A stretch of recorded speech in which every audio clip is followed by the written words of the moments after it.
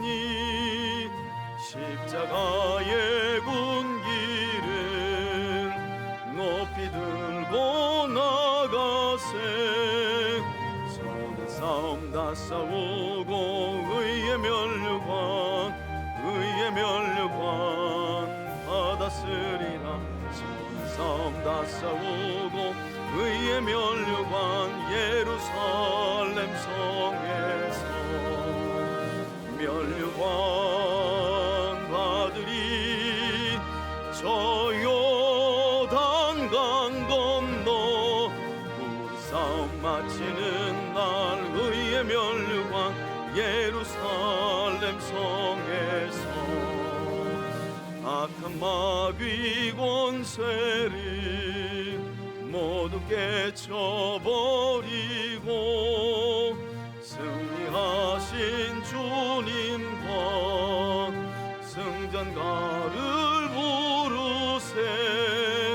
선한 싸움 다 싸우고 의의 면류관 받았으리라. 선한 싸움 다 싸우고 의의 면류관 예루살렘 성에서 면류관 받으리. 저 요단강 건너 우리 싸움 마치는 날 의의 면류관 예루살렘 성에서 달려갈 길 다 가고 싸움 모두 마친 후 주와 함께 기쁨을 용사들아 누리세. 선한 싸움 다 싸우고 의의 면류관 받았으리라. 선한 싸움 다 싸우고 의의 면류관 예루살렘 성에서. 에스겔서 전체는 이렇게 48장으로 되어 있다고 말씀드렸죠. 지금 우리는 하나님께서 에스겔의 소명을 이야기한 뒤에 부르신 에스겔을 통해서 유다의 죄악을 심판하시는 내용을 이제 살펴보고 있습니다. 그 가운데 오늘 우리가 함께 살펴볼 말씀은 에스겔서 6장의 말씀이에요. 에스겔서 전체는 바벨론 포로 생활에도 하나님께로 돌아오지 않는 백성들에 대한 책망뿐만 아니라 소망을 이야기하는 거다. 그래서 거의 보면 이제 절반 가까이는 심판에 대한 내용이 많지만 또 그만큼 회복과 구원에 관한 약속도 많다라는 것도 우리가 기억할 필요가 있습니다. 자, 조금 더 자세한 내용을 앞에 보면 지금 우리는 이제 6장을 살펴볼 차례인데요. 에스겔이 상징적인 행동을 통해서 유다와 예루살렘에 대한 심판을 이야기하는 내용으로 되어 있습니다. 그리고 이제 오늘 6장부터 우리가 이제 밑줄을 쳐가면서 읽을 게 뭐냐면 하나님께서 내가 내 백성에게 진노하여 내 백성을 심판함으로 내가 여호와인 줄 알게 할 것이다 라는 말씀이 이제 오늘부터 58번에 걸쳐 나온다는 거예요. 여러분 어마어마한 숫자입니다. 에스겔서가 48장인데 그 안에 유다와 이스라엘을 향해 내 진노로 말미암아 너희는 내가 여호와인 줄 알리라가 58번 나와요. 이방인들에게 내가 너희를 진노하여 내가 여호와인 줄 알리라 한 것까지 포함하면 72번 나오는 거예요. 그러니까 에스겔서 전체는 진노를 통해 여호와가 누구이신지를 자기 백성에게 드러내시는 하나님의 마음이 들어가 있는 거죠. 물론 진노만이 아니라 결국 회복에 대한 말씀도 하나님이 하십니다. 자, 이 정도 기억하시고 우리 에스겔서 6장의 말씀 함께 통독하도록 하겠습니다.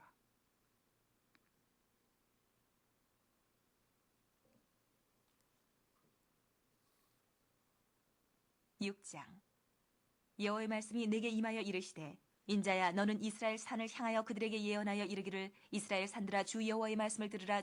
왜 산들을 향하여 외치는가? 나중에 보면 에스겔서 36장에도 또 산들을 향하여 외치는 말씀이 있거든요. 그러니까 지금 이스라엘은 우리나라처럼 이렇게 높은 산이 없어요. 우리로 말하면 불악산 정도만 돼도 그냥 높은 산책에 속하는데 그 산들마다 산당이라고 하는 우상의 제단들이 다 세워져 있는 상황인 거예요. 지금 어떤 상황인데요? 1차 하나님이 바벨론을 통해 공격하게 하시고 유다를 2차도 공격을 받고 에스겔이 끌려온 이후에도 지금 이스라엘 전역의 산지들마다 산당과 산당 우상의 제단들이 다 세워져 있는 거예요. 그래서 하나님이 그 산들 위에 있는 우상의 제단들을 향해 심판의 말씀을 전하고 계신 거죠. 들어봅시다. 주 여호와께서 산과 언덕과 시내와 골짜기를 향하여 이같이 말씀하시기를 나 곧 내가 칼이 너희에게 임하게 하여 너희 산당을 멸하리니 너희 제단들이 황폐하고 분향 제단들이 깨뜨려질 것이며 너희가 죽임을 당하여 너희 우상 앞에 엎드러지게 할 것이라. 이스라엘 자손의 시체를 그 우상 앞에 두며 너희 해골을 너희 제단 사방에 흩으리라. 내가 너희가 거주하는 모든 성읍이 사막이 되게 하며 산당을 황폐하게 하리니 이는 너희 제단이 깨어지고 황폐하며 너희 우상들이 깨어져 없어지며 너희 분향 제단들이 찍히며 너희가 만든 것이 폐하여지며 또 너희가 죽임을 당하여 엎드러지게 하여 내가 여호와인 줄을 너희가 알게 하려 함이라. 여러분 여기 나오죠, 그죠? 내가 여호와인 줄 알게 하리라. 어떻게 하여요? 여러분 여기 동사를 보세요. 하나님이 황폐한다는 말, 멸한다는 말, 깨트린다는 말, 그리고 흩은다는 말, 그리고 폐허진다는 말, 엎드러지게 한다는 말. 이게 다 심판에 관련된 용어들이잖아요. 이렇게 하나님이 자기 백성, 지금 온 이스라엘 전역의 산들마다 산당과 우상의 제단을 세워놓고 우상 숭배 죄악에 빠진 그들을 이처럼 하나님이 심판하심으로 말미암아 하나님이 여호와인 줄 알게 하실 것이다. 여러분 여기서 우리가 살펴봐야 될 게 어디냐면 출애굽기. 자, 출애굽기로 한번 가봅시다. 출애굽기로 한번 가보세요. 출애굽기를 펴봅니다. 자, 출애굽기에 보면 하나님께서 애굽의 재앙 10개의 재앙을 내리시기 전에 하나님이 하신 말씀이 있어요. 자, 먼저 7장 한번 보시겠어요? 7장. 자, 7장 10개의 재앙을 내리시기 전입니다. 7장 5절 한번 읽겠습니다. 시작. 내가 내 손을 애굽 위에 펴서 이스라엘 자손을 그 땅에서 인도하여 낼 때에야 애굽 사람이 나를 여호와인 줄 알리라. 이렇게 말씀하셨어요. 자, 7장 17절 읽습니다. 함께 읽습니다. 시작. 여호와가 이같이 이르노니 내가 이로 말미암아 나를 여호와인 줄. 여러분 이로 말미암아가 뭐예요? 위의 내용을 보면 애굽에 있는 모든 하수와 강물을 어떻게 해요?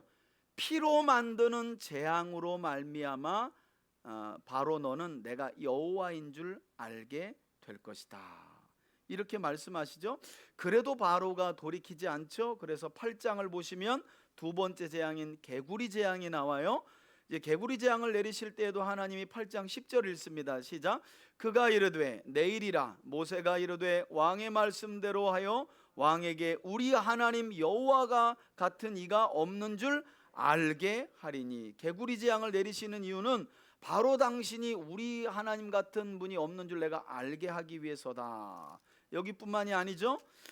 그래도 바로가 여러 차례에 걸쳐서 완강하게 하나님의 말씀을 듣지 않으니 8장 20절 이후에 파리 재앙이 임하는데 그 재앙을 내릴 때에도 22절 함께 읽습니다. 시작. 그날에 나는 내 백성이 거주하는 고센 땅을 구별하여 그곳에는 파리가 없게 하리니 이로 말미암아 이 땅에서 내가 여호와인 줄을 내가 알게 될 것이라. 여러분 그러니까 그 뒤에도 여기 보면 10장 2절에도 또 나와요. 메뚜기 재앙을 내릴 때에도 하나님은 내가 이렇게 재앙을 여러 차례에 걸쳐서 내리는 이유는 대대로 나 여호와가 누구인지를 이스라엘 백성들로 하여금 가르치도록 하기 위해서다라는 말씀을 또 하세요. 그러니까 이때가 출애굽 전이니까 대략 한 주전 1450년경으로 보잖아요. 그러니까 여러분 대략 한 에스겔 선지서로부터 800~900년 전에 하나님은 애굽 땅에서 자기 백성인 이스라엘을 건지시기 위해 애굽의 재앙을 내리시면서 이 재앙을 너희가 보면 내가 여호와인 줄 알고 내 백성을 놔줄 것이다 라고 하셨는데 800년, 900년이 지난 후에 하나님은 그 재앙을 거꾸로 누구에게 내리시면서 이스라엘에게 내리시면서 너희는 내가 이 재앙을 내릴 때 이 재앙을 보고 내가 여호와인 줄 알리라. 그러니까 여러분 성경을 보면 이 역사라는 게 이게 하나님을 바르게 믿지 않는 사람들이 사는 이 세상과 역사는 별 의미가 없어요. 이게 출애굽 때로부터 지금 한 900년 지났는데 900년의 역사가 그냥 말짱 도루묵 된 거예요. 분명히 애굽에서 하나님은 이스라엘을 건져 주실 때 모든 백성들이 보는 앞에서, 심지어는 모세와 이스라엘도 봤잖아요. 10개의 재앙을. 그리고 들었잖아요. 이 재앙은 여호와가 누구인지를 보여주는 재앙이라는 거 보고 나왔어요. 보고 구원받은 사람들이에요. 그런데 문제는 그렇게 보고 구원받아 가나안 땅까지 간 이스라엘 백성들이 그 여호와를 버려요. 하나님의 말씀을 버린 거예요. 그래서 이제는 거꾸로 하나님이 자기 백성에게 진노하시면서 하나님이 누구이신지를 보여줘야 되는 거예요. 그죠? 마치 비유하자면 우리 아이를 괴롭히는 누군가를 쫓아가 가지고 확 혼내주면서 아이를 탁 엄마 옆으로 와. 이럴 때 아이가 이분이 우리 엄마구나, 나를 지켜주고, 이렇게 이게 출애굽기라면 그렇게 집에 왔는데 이제 그때부터 말을 안 들어 쳐먹는 거야. 그래가지고 엄마가 자기 엄마라는 걸 이제 어떻게 보여줘요? 두드러 패는 거죠 뭐. 예. 분명히 집에 들어오기 전에는 불량배로부터 나를 건져주시는 걸로 보여줬는데 집에 들어와서 이제 말을 안 들으니까 이놈을 때려가지고 사람 만들어야 되니까 지금 상황이 그런 상황이라는 거예요. 참 안타깝죠. 안타까워. 그러니까 여러분 성경을 유기적으로 연결해서 연대기적으로 봐야 이런 하나님의 심정이 읽혀져요. 지금 800년이 지났는데 하나님은 아직도 하나님이 누구이신지를 또 재앙을 내려서 또 알려줘야 되는 거예요. 그러니까 시간이 얼마나 여러분 무의미해요. 800~900년이 지났는데 아직도 하나님은 막 누굴 때리고 재앙을 내려서 하나님이 누구신지를 살아계신 걸 막 드러내야 돼. 그런 하나님의 심정을 한번 생각해 보세요. 부모가 자식과의 관계 안에서 그 얼마나 할 일이 많은데 때려서 사람을 만들어서 내가 엄마이고 아빠인 걸 가르쳐 줘야 되는 그 심정. 문제는 그게 사춘기 정도면 괜찮은데 막 20대 30대가 됐는데도 때려야 되는 거야 이게. 그럼 여러분 이게 부모 마음은요, 이게 만 가지 생각이 드는 겁니다. 이걸 막 죽여 마라 그럴 수도 없고 어떻게 할 수도 없고 막 이러니까 하나님 심정이 조금 좀 우리가 조금 이해가 가요. 조금. 그죠? 자, 좀 더 본문을 봅시다. 중요한 부분이니까 제가 끊었습니다. 8절. 그러나 너희가 여러 나라에 흩어질 때에 내가 너희 중에서 칼을 피하여 이방인들 중에 살아남은 자가 있게 할지라. 너희 중에서 살아남은 자가 사로잡혀 이방인들 중에 있어서 나를 기억하되 그들이 음란한 마음으로 나를 떠나고 음란한 눈으로 우상을 섬겨 나를 근심하게 한 것을 기억하고 스스로 한탄하리니. 이거 다 우상 숭배와 관련한 거죠. 이는 그 모든 가증한 일로 악을 행하였음이라. 그때에야 그들이 나를 여호와인 줄 알리라. 여기 또 나와요. 이제 무조건 여호와인 줄 알리 나오면 밑줄 쳐야 됩니다, 여러분. 내가 이런 재앙을 그들에게 내리겠다 한 말이 헛되지 아니하니라. 내 말은 절대 헛되지 않는다는 거예요. 주 여호와께서 이같이 이르시되 너는 손뼉을 치고 발을 구르며 말할지어다. 심판에 대한 탄식의 행동을 하라는 거예요. 저 이스라엘 백성들은 여러분 이렇게 옷을 찢으면서 회개하라는 말 하죠, 그죠? 그런 중에 행동 중에 하나가 막 박수치면서 발을 동동 구르라는 건 정말 하나님의 심판이 임박한 줄 알고 큰일 났다, 이거 어떻게 하면 좋냐고 탄식하라는 거예요. 그만큼 지금 하나님의 진노가 극에 찼다는 거예요. 그런데 지금 문제는 이스라엘 산들 위에 산당을 세워놓고 아직도 이스라엘은 제사드리고 우상을 숭배하고 있는 상황이라는 거죠.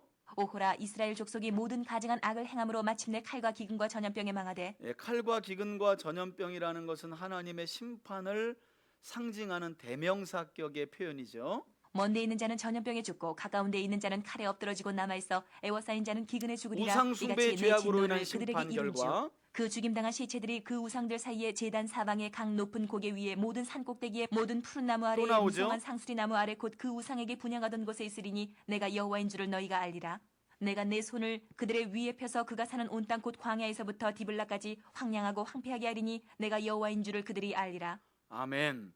그러니까 온 여러분 산 꼭대기 고개마다 푸른 나무마다 무성한 나무 아라마다 다 뭐가 있는 거예요? 우상이 세워져 있는 거예요. 그러니까 여러분 이걸 우리에게 적용한다면 일단은 우리 마음의 구석구석을 한번 좀 점검해 볼 필요가 있고요. 우리 가정을 한번 점검해 볼 필요가 있고 내 삶의 영역 중에 혹여라도 이렇게 세워진 우상들이 있는가 한번 살펴볼 필요가 있겠죠. 7장입니다. 7장. 또 여호와의 말씀이 내게 임하여 이르시되 너 인자야 주 여호와께서 이스라엘 땅에 관하여 이같이 말씀하셨느니라. 끝났도다. 이 땅 사방의 일이 끝났도다. 이제는 내게 끝이 이르렀나니 내가 내 진노를 내게 나타내어 내 행위를 심판하고 내 모든 가증한 일을 보응하리라. 내가 너를 불쌍히 여기지 아니하며 긍휼히 여기지도 아니하고 내 행위대로 너를 벌하여 내 가증한 일이 너희 중에 나타나게 하리니 내가 여호와인 줄을 너희가 알리라. 예, 행위를 따라 심판할 날이 이르렀다. 그래서 끝났도다 끝났도다. 6절 이후에도 계속 끝났다 끝났다 끝이 앞에 왔다. 왜냐하면 지금 역사적으로도 다니엘 때 1차 침공, 에스겔 때 2차 침공, 3차 침공인 주전 586년에 예루살렘은 완전히 망하거든요. 성전도 불타고. 그러니까 진짜 끝이 코앞에 있는 거죠. 주 여호와께서 이같이 이르시되 재앙이로다. 비상한 재앙이로다. 볼지어다 그것이 왔도다. 끝이 왔도다. 끝이 왔도다. 끝이 너에게 왔도다. 볼지어다 그것이 왔도다. 이 땅 주민아 정한 재앙이 내게 임하도다. 때가 이르렀고 날이 가까웠으니 요란한 날이요 산에서 즐거이 부르는 날이 아니로다. 이제 내가 속히 분을 내게 쏟고 내 진노를 내게 이루어서 내 행위대로 너를 심판하여 내 모든 가증한 일을 내게 보응하되 내가 너를 불쌍히 여기지 아니하며 긍휼히 여기지도 아니하고 내 행위대로 너를 벌하여 너의 가증한 행위대로. 일이 너희 중에 나타나게 하리니 나 여호와가 때리는 이임을 내가 알리라. 여기는 때리는 이임을 내가 알리라. 사실 이 말도 내가 진노로 말미암아 여호와인 줄 알리라는 표현과 같은 거죠. 같은 거. 볼지어다 그날이로다. 볼지어다 임박하도다.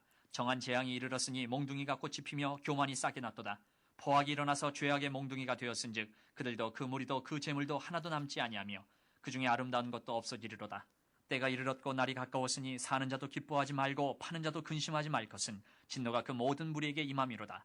파는 자가 살아있다 할지라도 다시 돌아가서 그 판 것을 얻지 못하리니 이는 묵시가 그 모든 무리에게 돌아오지 아니하고 사람이 그 죄악으로 말미암아 자기의 목숨을 유지할 수 없으리라 하였음이로다. 그들이 나팔을 불어 온갖 것을 준비하였을지라도 전쟁에 나갈 사람이 없나니 이는 내 진노가 그 모든 무리에게 이르렀습니다. 밖에는 칼이 있고 안에는 전염병과 기근이 있어서 밭에 있는 자는 칼에 죽을 것이요 성읍에 있는 자는 기근과 전염병에 망할 것이며 도망하는 자는 산 위로 피하여 다 각기 자기 죄악 때문에 골짜기의 비둘기들처럼 슬피 울 것이며 모든 손은 피곤하고 모든 무릎은 물과 같이 약할 것이라. 그들이 굵은 배로 허리를 묶을 것이요 두려움이 그들을 덮을 것이요 모든 얼굴에는 수치가 있고 모든 머리는 대머리가 될 것이며 그들이 그 은을 거리에 던지며 고통의 그 금을 상황이죠. 오물같이 여기리니 이는 여호와 내가 진노를 내리는 날에 그들의 은과 금이 능히 그들을 건지지 못하며 능히 그 심령을 족하게 하거나 그 창자를 채우지 못하고 오직 죄악의 걸림돌이 되미로다. 예, 심판 때가 돼서야 은금이 우리를 구원하지 못한다는 것을 알게 된다라는 거죠. 하나님의 심판에는 모든 물질이 무용지물이다. 못 건진다. 그들이 그 화려한 장식으로 말미암아 교만을 품었고 또 그것으로 가증한 우상과 미운 물건을 만들었은즉 내가 그것을 그들에게 오물이 되게 하여 타국인의 손에 넘겨 노력하게 하며 세상 악인에게 넘겨 그들이 우상도 약탈하여 못 더럽히게 하고 건져낸다. 내가 또 내 얼굴을 그들에게서 돌이키리니 그들이 내 은밀한 처소를 더럽히고 포악한 자도 거기 들어와서 더럽히리라. 너는 쇠사슬을 만들라. 이는 피 흘리는 죄가 그 땅에 가득하고 포악이 그 성읍에 찼음이라. 예, 쇠사슬을 만들라라는 것은 곧 포로로 끌려갈 것이니라는 것을 상징하는 거죠. 내가 극히 악한 이방인들을 데려와서 그들이 그 집들을 점령하게 하고 예, 여기 나오잖아요. 그죠? 결국 역사적으로는 바벨론 군대가 3차 침공을 통해 유다를 완전히 멸망시키죠. 강한 자의 교만을 그치게 하리니 그들의 성소가 더럽힘을 당하리라. 패망이 이르리니 그들이 평강을 구하여도 없을 것이라. 환란에 환란이 더하고 소문에 소문이 더할 때에 그들이 선지자에게서 묵시를 구하나 헛될 것이며 제사장에게는 율법이 없어질 것이요 장로에게는 책략이 없어질 것이며 예, 아모스도 이야기하잖아요. 말씀이 없는 기갈을 만나게 될 것이다. 왕은 애통하고 고관은 놀람을 옷 입듯 하며 주민의 손은 떨리리라. 내가 그 행위대로 그들에게 갚고 그 죄악대로 그들을 심판하리니 내가 여호와인 줄을 그들이 알리라. 아멘. 여러분 7장에 보면 행위대로라는 말이 거의 4번 가까이 반복됩니다. 하나님이 우상 숭배의 음란한 죄를 범한 행위대로 다 갚을 것이다. 죄악대로 그들을 심판하시는 하나님에 대한 말씀을 하고 계세요. 상황이 이렇게 엄중한 중에도 앞에 보시면 포로로 끌려온 사람들 중에 장로들이 선지자로 부름받은 에스겔을 찾아와서 따져 묻는 상황을 성경이 이야기합니다. 그들의 의문은 아직도 풀리지 않는 거죠. 왜 이스라엘이 바벨론의 공격을 받고 우리가 여기 와 있는 거냐? 뭐 우리가 여기에 끌려올 만큼 이렇게 하나님 앞에 큰 죄를 저지른 게 있냐? 다 조상들이 지은 죄 때문에 우리가 이 벌을 받고 있는 거 아니냐라고, 어떤 점에서는 하나님이 괜히 우리한테 짜증내는 거 아니냐 막 이런 식으로, 또 일부는 뭐 하나님이 어떻게 우리를 이렇게 지켜주지도 않냐 막 이런 불만도 있는 거예요. 자기들 죄는 돌아보지 않고. 그래서 하나님이 그렇게 따져 묻는 유다의 장로들에게 대답할 것을 에스겔에게 주시기 위해 에스겔의 영혼을 삽시간에 뭐라고 표현할까요? 뽑았다고 표현할까요? 데리고 예루살렘으로 데려가서 2차 바벨론의 침공 이후에도 지금 유다 사람들이 어떻게 살고 있는지 좀 너 보고, 포로로 끌려온 중에도 회개하지 않고 너 멱살을 잡고 따져 묻는 그 장로들에게 좀 말해줘라. 내가 이렇게 진노하는 게 과연 부당한지 좀 설명해줘라. 이런 의미가 담겨져 있는 거예요. 그래서 8장을 보시면 따져 묻는 장로들, 그리고 하나님이 에스겔에게 보여주시는데, 이 앞에 보시고 그림을 보시면 훨씬 더 이해가 빠릅니다.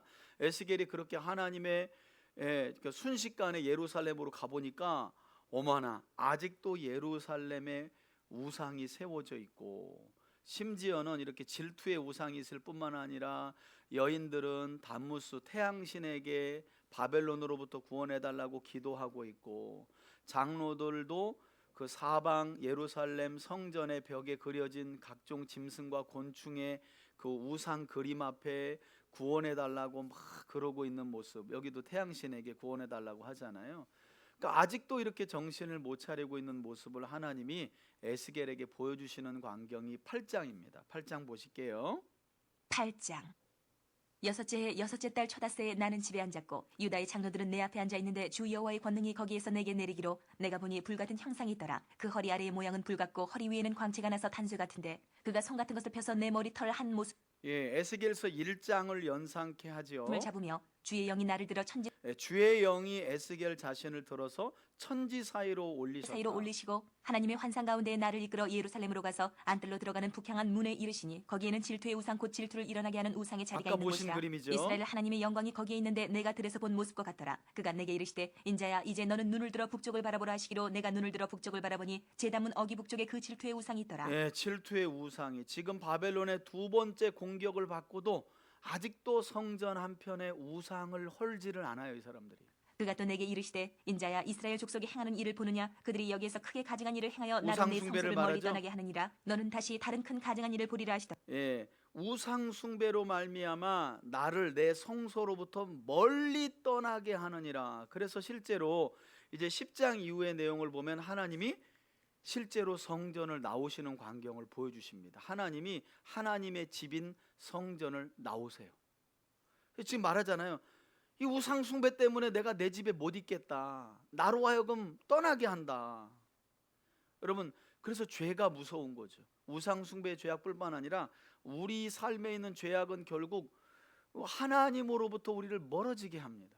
그가 나를 이끌고 뜰문에 이르시기로 내가 본즉 담에 구멍이 있더라. 그가 내게 이르시되 인자야 너는 이 담을 헐라 하시기로 내가 그 담을 허니 한 문이 있더라. 또 내게 이르시되 들어가서 그들이 거기에서 행하는 가증하고 악한 일을 보라 하시기로 내가 들어가 보니 각양 곤충과 가증한 짐승과 이스라엘 족속의 모든 우상을 이런 그 우상의 사방벽에 그림들이 그렸고 성전에 이스라엘 족속의 장로 중 70명이 그 앞에 섰으며 사반의 아들 야사냐도 그 가운데에 섰고 각기 손에 향로를 들었는데 향연이 구름같이 오르더라. 또 내게 이르시되 인자야 이스라엘 족속의 장로들이 각각 그 우상 70명의 장로들하면 이스라엘에는 아주 가장 핵심적인 지도자들인데 이 사람들이 이 우상 숭배 현장 한복판에 있었다는 거예요. 땅의 방한 어두운 가운데서 행하는 것을 내가 보았느냐. 그들이 이르기를 여호와께서 우리를 보지 아니하시며 여호와께서 이 땅을 버리셨다느니라. 여러분, 이게 지금 이 바벨론의 2차 침공까지 받고 난 이후에 유다에 남아있는 사람들의 정서예요.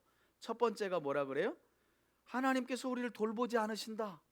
돌보셨다면 바벨론 군대가 이렇게 두 번이나 침공하고 사람들을 끌고 갔겠느냐. 그러니까 사람이 망하는 데는 이유가 있어요. 여러분, 두 번 정도 맞았는데도 자기 죄를 돌아보지 못하면 맞아 죽는 수밖에 없어요. 그죠? 그러니까 지혜로운 사람은 매를 딱 들었을 때 그런 애들이 있잖아요. 부모가 딱 오늘 분위기 안 좋은데 일단 깔아. 엄마 저 잘못했어요. 잘못했어요. 이런 애들은 안 맞아. 근데 이제 한 번 맞고 있는데도 내가 뭘 그렇게 잘못했는데 이러면 이제 두 번째 올라가죠. 근데 또 역시 내가 뭘 그러면 이제 그때는 부모가 훈육의 목적으로 때리는 게 아니라 그냥 너 죽고 나 죽자로 가요. 세 번째는 그냥 이성을 잃어. 지금 하나님께서 우리를 돌보지 않는다. 하나님이 이스라엘을 버리셨다. 아니 왜 버리셔? 조금 아까 얘기했잖아요. 너희의 우상 숭배가 나로 하여금 내 집인 성소로부터 멀어지게 하고 있다라고 말하는데도 못 알아듣는 거예요. 13절. 또 내게 이르시되 너는 다시 그들이 행하는 바 다른 큰 가증한 일을 보리라 하시더라. 그가 또 나를 데리고 여호와의 전으로 여러분 참 하나님께서요 여기뿐만이 아니라 참 놀라운 것 이런 대목이 이제 성경 보면서 풀리는 건데 자 보세요.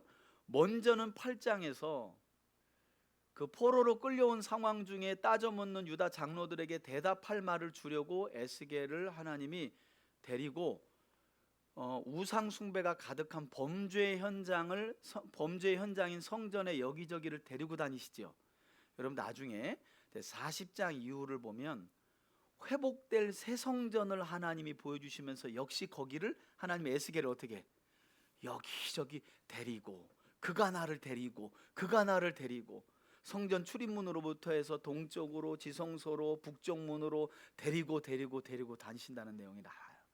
그러니까 이런 게 이게 이제 대꾸 교차로 처음에는 성전인데 범죄 현장을 데리고 이제 나중에는 이제 이 성전을 하나님이 허물어 버리시고 회복될 성전을 보여주시면서 그 안으로 환상 가운데 에스겔을 데리고 다니시는 거예요. 그거는 몇 주 후에 제가 여러분들을 데리고 이제 그림으로 보여줄 거예요. 데리고 갈 거니까 걱정하지 마시고 더 들어봅시다. 가는 북문에 이르시기로 보니 거기에 여인들이 앉아 단무스를 위하여 애곡하더라. 70인 장로들도 우상숭배 제약에 빠져 있고 여자들은 단무스라고 그러면 태양신이거든요. 제발 좀 우리 좀 구원해 달라고 아직도 우상숭배 죄악에 빠져 있다는 거예요. 그가 또 내게 이르시되 인자야 내가 그것을 보았느냐 너는 또 이보다 더 큰 가증한 일을 보리라 하시더라. 예, 아까 13절에도 이보다 큰 가증한 일이 또 있다. 야, 너 여기서 이걸로 안 끝나. 이보다 더 큰 가증한 일이 또 있어. 그가 또 나를 데리고 여호와의 성전 안뜰에 부지런히 데리고 들어가신다. 다니시죠? 보라 여호와의 성전 문 곧 현관과 제단 사이에서 약 25명이 여호와의 성전을 등지고 낯을 동쪽으로 향하여 동쪽 태양에게 예배하더라. 또 내게 이르시되 인자야 내가 보았느냐 유다 족속이 여기에서 행한 가증한 일을 적다 하겠느냐. 그들이 그 땅을 폭행으로 채우고 또다시 내 노여움을 일으키며 심지어 나뭇가지를 그 코에 두었느니라. 그러므로 나도 분노로 갚아 불쌍히 여기지 아니하며 긍휼을 베풀지도 아니하리니 그들이 큰 소리로 내 귀에 부르짖을지라도 내가 듣지 아니하리라. 아멘. 이렇게 우상 숭배에 흠뻑 빠져 있기 때문에 하나님은 그들이 손을 들어 기도할지라도 뭐 하신대요? 듣지 않는다. 여러분 이런 내용은 선지서에 너무 많아요. 이사야서 1장을 보면 너희가 소리를 지르고 손을 들어 기도해도 내가 눈을 가리고 귀를 막을 것이며 똑같은 내용이에요. 똑같은 내용. 그러니까 기도라는 게 그냥 오래 한다고 장땡이 아니라 소리 지른다고 장땡이 아니라 하나님의 말씀을 따라가는 삶이 기도고 그런 삶 가운데 때때로 이해하지 못할 고난이 있을 때 기도하는 거고 또 감사가 넘칠 때 기도하는 게 기도인 거예요. 그러니까 부르짖는다고 장땡이 아니라니까. 오래 한다고 장땡이 아니에요. 그렇다면 얼마나 기도가 쉽겠어요. 그냥 앉아있으면 되는데 그냥 주여 하면 되는데 하나님이 안 들으신대잖아요. 한 가지 재미있는 건 17절에 아무튼 하다 못해 나뭇가지를 꺼가지고 코에다 비비면서 우상숭배를 했다는데 이게 뭔 짓인지 모르겠어. 주석들마다 도대체 이게 뭐 나뭇가지를 꺾어가지고 코에다 비볐다는 거예요. 대략 두 가지로 봐요. 하나는 이방인들의 우상숭배 행위 중에 이런 행위들이 있었다는 거예요. 또 어떤 학자들은 아니다. 이거는 마약. 이게 사람이 약간 마약의 일종의 나뭇가지를 꺾어가지고 이렇게 코에 훑어가면서 이렇게 했다는 거예요. 우상을 숭배했다는 거예요. 뭐 이거든지 저거든지 아무튼 이 큰 가증한 일을 버젓이. 여러분 지금 어떤 상황인데 에스겔이 끌려와서 2차 바벨론의 침공이 있었는데도 불구하고 우상이 하나님의 성전에 득실했다는 거예요. 끔찍한 일이죠. 그래서 하나님이 묻는 거예요. 야 아직도 이런 큰 가증한 일을 행하고 있는데 유다 장로들이 나를 찾아와 가지고 뭐 우리가 뭘 그렇게 잘못했냐고? 야 따져 묻는 게 이게 맞냐? 이런 말씀을 지금 하고 계신 거죠. 자 9장 볼게요. 이제 우상 숭배자를 죽이시는 환상을 에스겔에게 보여줍니다. 9장 또 그가 큰 소리로 내 귀에 외쳐 이르시되 이 성읍을 관할하는 자들이 각기 죽이는 무기를 손에 들고 나오게 하라 하시더라. 내가 보니 6사람이 북향한 윗문 길로부터 오는데 각 사람의 손에 죽이는 무기를 잡았고 그 중에 한 사람은 가는 베옷을 입고 허리에 서기관에 먹그릇을 찼더라. 그들이 들어와서 놋제단 곁에 서더라. 예, 여러분 이 상황은 지금 두 가지로 연상해 봐야 돼요. 이게 뭐냐면 여러분 지금 유다의 현실적인 상황은 바벨론 군대가 곧 올 거예요. 그런데 하나님이 이제 현실의 상황은 바벨론의 3차 공격을 통한 유다의 멸망 직전인데 어떤 상황을 보여주냐면 에스겔의 눈을 확 열어가지고 환상 가운데 보니까 천사들이 보여요. 이 천사들의 일부는 낫을 가지고 있고 그 중에 한 천사가 허리에 먹그릇을 차고 있는 거예요. 그런 환상을 보여주시는 거예요. 이게 뭘 위한 환상인지는 읽어보면 풀립니다. 3절. 그룹에 머물러 있던 이스라엘 하나님의 영광이 성전 문지방에 이르더니 여호와께서 그 가는 베옷을 입고 서기관에 먹그릇을 찬 사람을 사람이 아니라 천사죠. 불러 여호와께서 이르시되 너는 예루살렘 성읍 중에 순행하여 그 가운데서 행하는 모든 가증한 일로 말미암아 탄식하며 우는 자의 이마에 표를 그리라 하시고 그들에 대하여 내 귀에 이르시되 너희는 그를 따라 성읍 중에 다니며 불쌍히 여기지 말며 긍휼을 베풀지 말고 쳐서 늙은 자와 젊은 자와 처녀와 어린이와 여자를 다 죽이되 이마에 표 있는 자에게는 가까이 하지 말라. 내 성소에서 시작할지니라 하시매 그들이 성전 앞에 있는 늙은 자들로부터 시작하더라. 그가 또 그들에게 이르시되 너희는 성전을 더럽혀 시체로 모든 뜰에 채우라. 너희는 나가라 하시매 그들이 나가서 성읍 중에서 치더라. 그들이 칠 때에 내가 홀로 있었는지라. 엎드려 부르짖어 이르되 아하 주 여호와여 예루살렘을 향하여 분노를 쏟으시오니 이스라엘의 남은 자를 모두 멸하라 하시나이까. 예, 여러분 지금 무슨 상황이냐면 하나님이 그 유다가 바벨론에 의해서 공격받고 심판받을 상황을 영적으로 보여주는데 영적으로 봤더니 이건 바벨론 군대가 와서 유다를 치는 상황이 아니라 바벨론 군대는 현상이고 그 현상 안에 영적으로 하나님의 천사가 큰 낫을 들고 6이 있는데 5은 낫으로 유다 백성들을 후리는 거예요. 그런데 그 후리기 전에 어떤 일이 있냐면 6 중에 한 천사가 먹그릇을 차고 예루살렘의 죄악을 보고 죄악 가운데 있는 자기 백성을 보고 울며 탄식하는 자들의 이마에 표에 인을 쳐줍니다. 그러면서 뭐라 그러냐면 5명의 천사 보고 낫을 가진 천사 보고 하나님이 이마에 인을 맞은 자들은 해하지 말라라고 하시는 거예요. 그들의 생명은 보존할 거라는 거예요. 자, 여기까지 보고 나서 여러분 요한계시록으로 가봅시다. 요한계시록을 펴봐요. 자, 요한계시록 7장. 요한계시록 7장. 자, 인재앙에 대한 설명이 맞춰진 뒤에 하나님은 사도 요한에게 7장에서 새로운 환상을 보여주시는데 7장 1절 제목이 뭐라고 나와 있어요? 인치심을 받은 14만 4천 명. 2절부터 함께 읽습니다. 시작. 또 봄에 다른 천사가 살아계신 하나님의 인을 가지고 에스겔서 9장하고 똑같은 상황이네요. 해 돋는 데부터 올라와서 땅과 바다를 해롭게 할 권세를 받은 네 천사를 향하여 큰 소리로 외쳐 이르되 우리가 우리 하나님의 종들의 이마에 인치기까지 땅이나 바다나 나무들을 어떻게 해하지 말라. 4절에 내가 인침받은 자의 수를 들으니 이스라엘 자손의 각 지파들 중에 인침받은 자들이 14만 4천. 여러분 이것은 대부분의 학자들이 그냥 구약 시대에 구원받은 사람들의 숫자를 상징하는 상징적인 숫자 완전수, 구원받은 사람들을 상징하는 완전수 12, 신약 백성들 중에 구원받은 사람들을 상징하는 완전수 12 곱하기 1000 하면 14만 4천이 나와요. 그러니까 14만 4천이라는 건 신천지에서 말하는 것처럼 신천지에 들어오는 사람들만 14만 4천이 아니라 구약 시대와 신약 시대에 하나님의 언약과 예수 그리스도를 믿어 구원받은 완전히 구원받은 사람들을 상징할 때 14만 4천이라는 수를 쓰는 거예요. 그 사람들은 다 이마에 뭐 받은 사람들이라고요? 인침 받은 사람들인 거예요. 그러니까 이 구약의 에스겔서 9장은 역사적인 사건이고 그것이 종말의 시대에 다시 한번 반복될 거라는 거예요. 그러니까 요한계시록을 보면 5번째 인이 떨어지고 난 뒤에 사도 요한이 그런 얘기를 하거든요. 야, 이거 하나님 이거 아무도 살아남지 못하겠는데 6번째 인이 떨어지고 날 때 이거 아무도 못 살겠어요. 이거 다 죽겠는데요. 그랬더니 이제 하나님이 7장에서 아니 내가 이마에 인친 사람들은 살아남지. 그들의 수는 14만 4천이야 라고 말씀하시는 내용이에요. 그러니까 구약 사도 요한은 요한계시록은 없는 말을 만들어낸다거나 생전 보지도 못한 말을 한 일이 없어요. 그냥 창세기부터 유다서까지 하나님이 하신 말씀을 결론적으로 다시 한번 되짚어서 설명하고 있다는 것을 기억할 필요가 있습니다. 중요한 사실은 유다에서 일어나고 있는 죄악을 보면서 울며 탄식하고 회개하는 사람들은 하나님이 이마에 인치신다는 거예요. 그죠? 그러니까 지금 우리로 말하면 예수 그리스도를 믿어 죄 사함 받고 내주하시는 성령님의 은혜로 세상에서 벌어지는 죄악을 보면서 탄식하고 아유 저러면 안 되는데 하고 탄식하고 때로는 내 죄인 것처럼 회개하고 기도하고 내 교회 연약한 지체의 죄악이라도 내 죄인 것처럼 회개하고 기도하며 탄식하는 자들은 뭘 받은 자라고요? 이마에 인침 받은 자예요. 그러니까 여러분 이마 한번 서로 보세요. 인침 받았는지 한번 확인해 보세요. 네.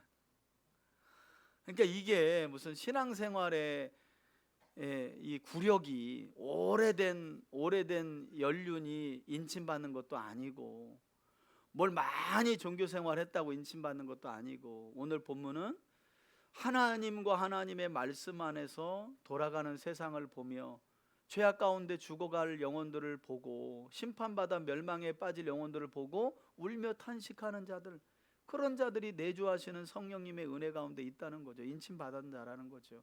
그러니까 막 나 인침받았어 내 이마 좀 봐봐. 아무리 봐야 소용없다. 그건 그 인침은 이마 보고 판별되는 게 아니라 삶으로 참된 믿음 안에 살아가는 삶으로. 자 9절 봅시다. 그가 내게 이르시되 이스라엘과 유다 족속의 죄악이 심히 중하여 그 땅에 피가 가득하며 그 성읍의 불법이 찼나니 이는 그들이 이르기를 여호와께서 이 땅을 버리셨으며 여호와께서 보지 아니하신다 함이라. 이거 아까 했던 말이잖아요. 그죠? 그러므로 내가 그들을 불쌍히 여기지 아니하며 긍휼을 베풀지 아니하고 그들의 행위대로 그들의 머리에 갚으리라 하시더라. 보라 가는 베옷을 입고 허리에 먹그릇을 찬 사람이 복명하여 이르되 주께서 내게 명령하신 대로 내가 준행하였나이다 하더라. 아멘. 그러니까 이런 상황이 먼저 영적으로 있었고 그 다음에 이제 586년에 바벨론 군대가 와서 천사의 낫을 대행하는 거죠. 군대가 와서 싹 다 죽이는 거예요.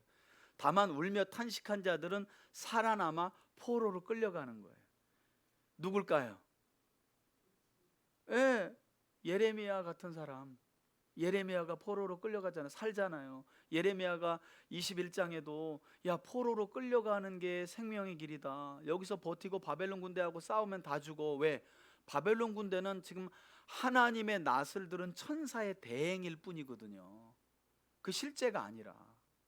그러니까 여러분 뭐가 하나님의 뜻인지를 모르면 그냥 막 허공과 싸우는 거예요. 허공과 죽을지도 모르고. 자 10장 드디어 이제 하나님의 영광을 예루살렘 성전에서 거두시는 떠나시는 광경을 말씀하는데 앞에 그림 나와 있죠. 그가 내 목전에서 들어가더라. 그 사람이 들어갈 때에 그룹들은 성전 오른쪽에 서 있고 그룹은 안뜰에 가득하며 여호와의 영광이 그룹에서 올라와 성전 내가 보니 잠깐만요. 그룹들 머리 10장 10장 다시 봅시다. 이에 내가 보니 그룹들 머리 위 궁창에 남보석 같은 것이 나타나는데 그들 위에 보좌의 형상이 있는 것 같더라. 1장과 하나님이 같죠. 가는 베옷을 입은 사람에게 말씀하여 이르시되 너는 구름 밑에 있는 바퀴 사이로 들어가 그 속에서 숯불을 두 손에 가득히 움켜가지고 성읍 위에 흩으라 하시매 숯불은 심판을 상징합니다. 그가 내 목전에서 들어가더라. 그 사람이 들어갈 때에 그룹들은 성전 오른쪽에 서 있고 구름은 안뜰에 가득하며 여호와의 영광이 구름에서 올라와 성전 문지방에 이르니 구름이 성전에 가득하며 여호와의 영화로운 광채가 뜰에 가득하였고 그룹들의 날개 소리는 바깥뜰까지 들리는데 전능하신 하나님이 에스겔서 말씀하시는 1장과 음성같더라. 비슷하죠? 하나님이 가는 베옷을 입은 자에게 명령하시기를 바퀴 사이 곧 그룹들 사이에서 불을 가져가라 하셨으므로 그가 들어가 바퀴 옆에 서매 그 그룹이 그룹들 사이에서 심판의 손을 내밀어 불이죠. 그 그룹들 사이에 있는 불을 집어 가는 베옷을 입은 자의 손에 주매 그가 받아가지고 나가는데 그룹들의 날개 밑에 사람의 손 같은 것이 나타나더라. 내가 보니 그룹들 곁에 네 바퀴가 있는데 이 그룹 곁에도 한 바퀴가 있고 저 그룹 곁에도 한 바퀴가 있으며 그 바퀴 모양은 황옥 같으며 그 모양은 내시꽃 같은데 마치 바퀴 안에 바퀴가 있는 것 같으며 그룹들이 나아갈 때는 사방으로 몸을 돌리지 아니하고 나아가되 몸을 돌리지 아니하고 그 머리 향한 곳으로 나아가며 그 온몸과 등과 손과 날개와 바퀴 곧 네 그룹의 심판을 바퀴의 행할 둘레에 그룹들에 단음이 대한 가득하더라. 설명입니다. 내가 들으니 그 바퀴들을 도는 것이라 부르며 그룹들에게는 각기 네 면이 있는데 첫째 면은 그룹의 얼굴이요 둘째 면은 사람의 얼굴이요 셋째는 사자의 얼굴이요 넷째는 독수리의 얼굴이더라. 하나님을 보좌하면서 심판을 행할 천사들의 묘사입니다. 그룹들이 올라가니 그들은 내가 그발 강가에서 보던 생물이라. 그룹들이 나아갈 때에는 바퀴도 그 곁에서 나아가고 그룹들이 날개를 들고 땅에서 에스겔이 올라가려 할 포로로 때에도 끌려간 바퀴가 그 현지에서도 곁을 떠나지 봤죠. 아니하며 그들이 서면 이들도 서고 그들이 올라가면 이들도 함께 올라가니 이는 생물의 영이 바퀴 가운데에 있음이더라. 여호와의 영광이 성전 문지방을 떠나서 그룹들 위에 머무르니 그룹들이 날개 자, 여러분 여기 보세요. 여호와의 영광이 성전 문지방에 서 계셨는데 문지방을 떠납니다. 네, 성전을 나오시는 광경이죠. 를 들고 내 눈앞에 땅에서 올라가는데 그들이 나갈 때에 바퀴도 그 곁에서 함께 하더라. 그들이 여호와의 전으로 들어가는 동문에 머물고 예, 문지방을 떠나서 동문까지 나오시죠. 이스라엘 하나님의 영광이 그 위에 덮였더라. 그것은 내가 그발 강가에서 보던 이스라엘 하나님 아래에 있던 생물이라. 그들이 그룹인 줄을 내가 천사를 안다. 말합니다. 각- 그룹이나 생물은 천사를 말합니다. 내 얼굴과 내 날개가 있으며 날개 밑에는 사람의 손 형상이 있으니 그 얼굴의 형상은 내가 그발 강가에서 보던 얼굴이며 그 모양과 그 몸도 그러하며 각기 곧게 앞으로 가더라. 아멘. 여러분 이렇게 하나님의 영광이 곧 하나님께서 성전 문지방에 서 계시고 문지방을 넘어와 가지고 동쪽에 서 계신 상황 중에도 여러분 이런 광경을 포로로 끌려와 있는 에스겔에게 지금 환상을 통해 보여주는데, 문제는 이런 상황을 포로로 끌려온 에스겔에게 보여주는 상황 속에서도 유다 백성들은 뭐 하고 있었냐, 그게 이제 궁금하잖아요. 그 내용을 예레미야가 우리에게 설명하거든요. 여러분 예레미야 7장, 여기다 손꼽을 꼽아놓고 예레미야 7장으로 가봅시다. 예레미야 7장. 자, 지금 여러분 예레미야와 에스겔은 동시대입니다. 동시대. 그죠? 예레미야는 2차 침공 가운데서도 여전히 유다에 남아있는 사람이고, 에스겔은 2차 침공 때 포로로 끌려가서 선지자로 부름받은 사람인 거예요. 그러니까 지금 에스겔은 포로로 끌려온 현지에서 선지자, 예레미야는 남아있는 현지 유다에서 선지자로 활동을 하고 있는 겁니다.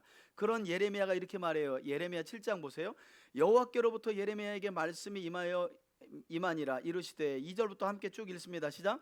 너는 여호와의 집 문에, 여러분 지금 어디 서서? 성전문에 서서, 시작. 이 말을 선포하여 이르기를, 여호와께 예배하러 이 문으로 들어가는 유다 사람들아, 여호와의 말씀을 들으라고 외쳐라. 3절요. 만군의 여호와 이스라엘의 하나님께서 이와 같이 말씀하시되, 너희 길과 행위를 바르게 하라. 그리하면 내가 너희로 이곳에 살게 하리라.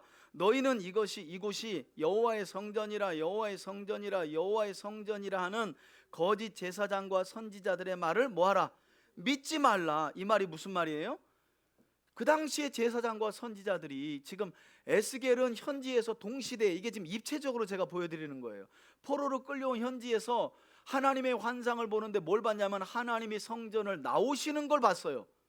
근데 현지에서는 뭐 하고 있었냐면, 거짓 선지자들과 제사장이 사람들에게, 예배당으로 나오는 사람들에게 여기가 여호와의 성전이라, 여기가 여호와의 성전이라, 어떻게 바벨론 군대가 여기를 침범하고 우리를 멸망시킬 수 있겠느냐, 하나님의 성전이 여기 있고 하나님이 여기 계신데, 이렇게 집회를 했다는 거예요. 이 완전히 사기꾼들이죠. 이때는 여러분 예레미야의 고백처럼, 자, 예레미야 21장으로 가보세요.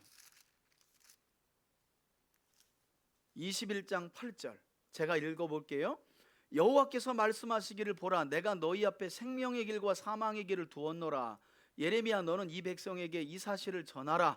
이 성읍에 사는 자는 칼과 기근과 전염병 곧 하나님의 심판에 죽게 된다. 그러나 갈대아인 곧 바벨론 군대가 오면 나가서 항복할 것인데, 항복하는 사람은, 목숨은 뭐래요? 전리품처럼 목숨은 건진다는 거예요. 그러니까 뭐가 생명의 길이고 뭐가 사망의 길인지를 잘 분별하고 따르라고 외치는데, 사람들이 여전히 하나님의 성전에서 하나님의 영광이 떠났는데도 계속 줄지어 성전으로 가면서 제물 바치고 자기 소원을 아뢰면서, 또 거짓 선지자들과 제사장들은 할렐루야, 여기가 여호와의 성전입니다, 하나님이 어딜 가십니까, 여기 계시지, 이런 거짓말을 남발하고 있었다는 거예요. 그러니까 여러분, 우리가 착각하면 안 되겠죠, 그죠? 착각하면 큰일 나요. 교회가 크고 화려하고 사람이 많으면 하나님의 영광이 거기 있겠지라고 하는 거, 그거 오늘날 우리 성도들이 착각하는 가장 큰 위험이에요. 오히려 하나님은 저 지하에서 어려움 중에도 하나님을 예배하고 찬양하는 믿음을 잃지 않고 자족하면서 하나님을 찬양하는 그런 사람들의 교회에 당신의 영광을 두시면서 세상을 통치하고 계신지도 몰라요. 자, 마지막 11장까지만 보고 우리 기도합시다. 여전히 하나님의 영광이 떠나가는 광경입니다. 11장. 그때 주의 영이 나를 들어 올려서 여호와의 전 동문 곧 동양한 문에 이르시기로 보니 그 문에 사람이 25명이 있는데 내가 그 중에서 아술의 아들 야사냐와 분하야의 아들 블라디아를 보았으니 그들은 지도자들인데요. 백성의 고관이라. 그가 내게 예, 이르시되 고관이라는 건 높은 사람들이라는 거잖아요. 25명. 시드기야 시절 유력한 정치인들로 보이는데요. 인자야 이 사람들은 불의를 품고 이 성중에서 악한 꾀를 꾸미는 자니라. 야, 고관들 25이 전부 악하다는 거예요. 요번에 보면 그 계엄에 이 국무위원들이 전부 다 참여한 거 아니에요, 결국. 뭐 가서 나는 잤다 뭐 했다 하지만 와, 여러분 어떻게 한 사람도 직을 걸고 저 사임합니다. 이런 사람은 제가 보니까 법무부 차관 한 사람, 법무부 차관이 아니라 차관 아래에 있는 뭐 부장급 한 사람이 그만뒀더만요, 그죠? 그 자리에서 사직서 하나 쓰고. 근데 그런 사람은 써봐야 뭐 아무 힘도 없지 뭐. 나머지는 그냥 삐죽삐죽거리면서. 여러분 생각해 보세요.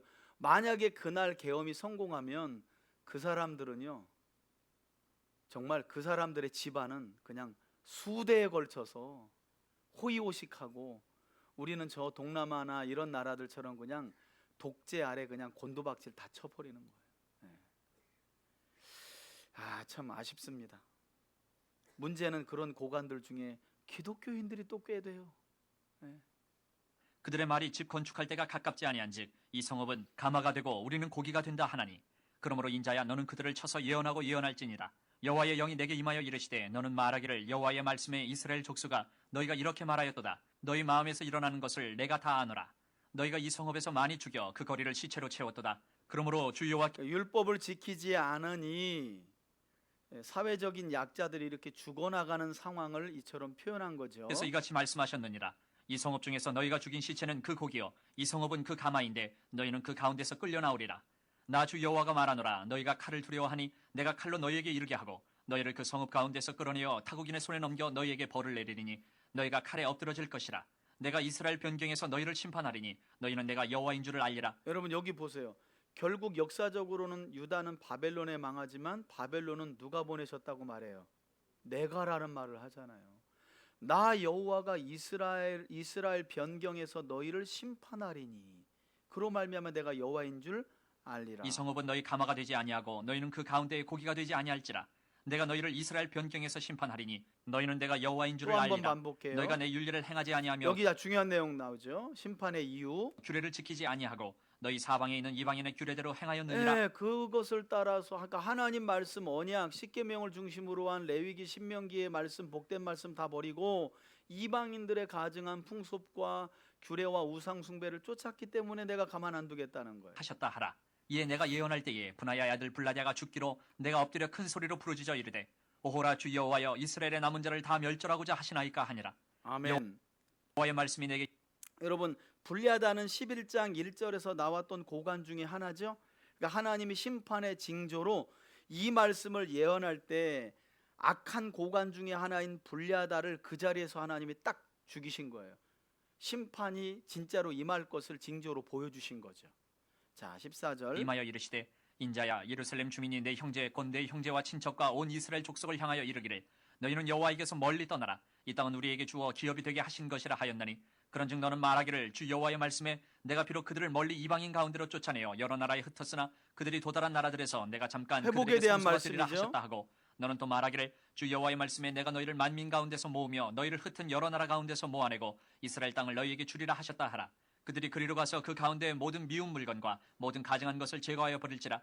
내가 그들에게 한 마음을 주고 그 속에 새 영을 주며 그 몸에서 돌 같은 마음을 제거하고 살처럼 부드러운 마음을 주어 내 율례를 따르며 내 규례를 지켜 행하게 하리니 그들은 내 백성이 되고 나는 그들의 하나님이 되리라. 그러나 미운 것과 가증한 것을 마음으로 따르는 자는 내가 그 행위대로 그 머리에 갚으리라. 나 주 여호와의 말이니라. 행위대로 갚으리라. 끝까지 고집스럽게 돌이키지 않는 자는 행위대로 갚을 것이다. 여러분 근데 놀라운 말씀은 제가 이전에 성경을 볼 때는 그냥 가이드를 따라 보니까 그러니까 이사야서도 그렇잖아요. 1장부터 39장은 심판, 40장부터 66장까지는 회복 이렇게 딱 잘라서 봤는데 미가서도 마찬가지고 선지서들이 그래요, 여러분. 근데 잘 보시면 여러분 지금 4장 에스겔서 4장부터 24장까지는 유다와 예루살렘의 죄악에 대한 심판이거든요. 근데 심판 안에 뭐가 있어요? 회복이 있어요. 여러분 하나님이 종말의 때에 예수 그리스도께서 이 세상을 심판하세요. 뭘 위해서요? 믿는 자들의 구원을 위해서인 거예요. 그러니까 선지서는 그러니까 여호와의 날을 항상 양면으로 설명해요. 여호와의 날. 우리로 말하면 예수 그리스도께서 재림하시는 날은, 그 재림의 날은 어떤 날이에요? 심판의 날과 구원의 날인 거예요. 이게 동시에 이루어지는 날인 거예요. 동시에. 지금 누가 오신 것 같은데 차량 때문에 그런 것 같아요. 그래서 여러분 심판은 구원을 전제로 하는 거고, 하나님이 우리를 구원하시기 위해서 세상을 뭐 하는 거예요? 심판하신다는 거예요. 그래서 성경을 잘 보니까 심판 얘기하다가 회복 얘기하고, 회복 얘기하다 심판 얘기하는 게 맞구나 라는 거죠. 자, 그 가운데 중요한 내용은 뭐냐면, 여기 보시면 하나님이, 이게 에스겔서의 아주 핵심 요절이기도 하거든요. 여기 보면 19절, 나중에 여러분 에스겔서 11장 19절 옆에다 적어 놓으세요. 에스겔서 36장 26절 27절 보면 똑같은 말씀이 나와요. 똑같은 말씀이 나와요. 36장 26절 27절에도. 자, 19절 보시면 하나님께서 유다를 바벨론의 손에 넘기시고 포로로 끌려온 이후에도 그들이, 여러분 우리는요 하나님이 징계한다고 회개하고 뉘우치는 게 아니에요. 회개는 맞는다고 하는 게 아니에요.